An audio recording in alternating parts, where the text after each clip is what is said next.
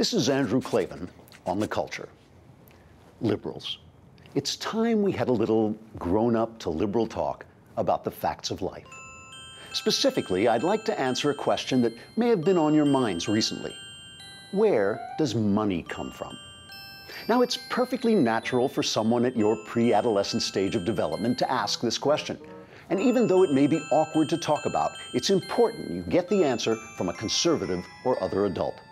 Otherwise, you might be told schoolyard lies. You're telling me we got to go spend money to keep from going bankrupt? The answer, yeah, it's what I'm telling you. Or old wives' tales. Unemployment insurance, the economists tell us, return $2 for every dollar that is put out there for unemployment insurance. Or a lot of superstitious, puritanical nonsense that'll only make you feel unnecessarily guilty. I mean, I do think at a certain point you've made enough money. You see, money is a lot like the birds and the bees. That is, it's a symbol for something else. What's it a symbol for? Well, let's say a bee wants to put his pollen in a flower. But unfortunately for the bee, the flower would rather have a flat-screen TV.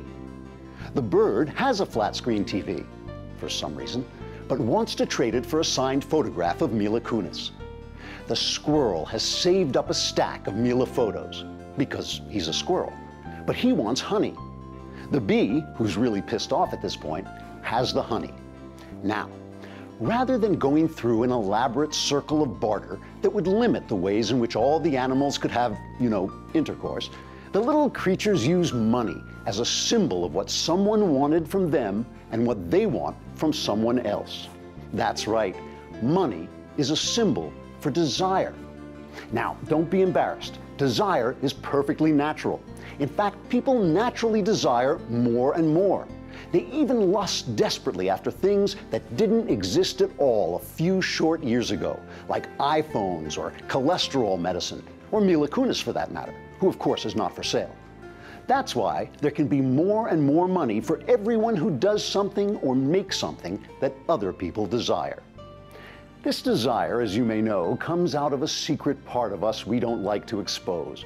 So there's only one way to figure out what we desire and how much, and that's by offering things for sale and finding out what, if anything, people are willing to pay for them. We call that the free market, because we can't find out what we desire if people fix the market prices or force us to buy one thing rather than another. Since everyone uses the market, we all chip in some money to the government to provide roads so we can get to market, soldiers and police to protect the market, and a few rules to make sure everyone at the market plays fair. But remember, your desire is very private and personal to you, so no one, even the government, has the right to touch it unless you want them to. They don't have the right to take it away from you and give it to someone else just because that's where they think it should go. I think when you spread the wealth around, it's good for everybody. They don't have a right to use it for things that they want, but you don't. High-speed trains. Universal health care. Green jobs. Cash for clunkers. And they don't have a right to tell you where you should put it, symbolically speaking.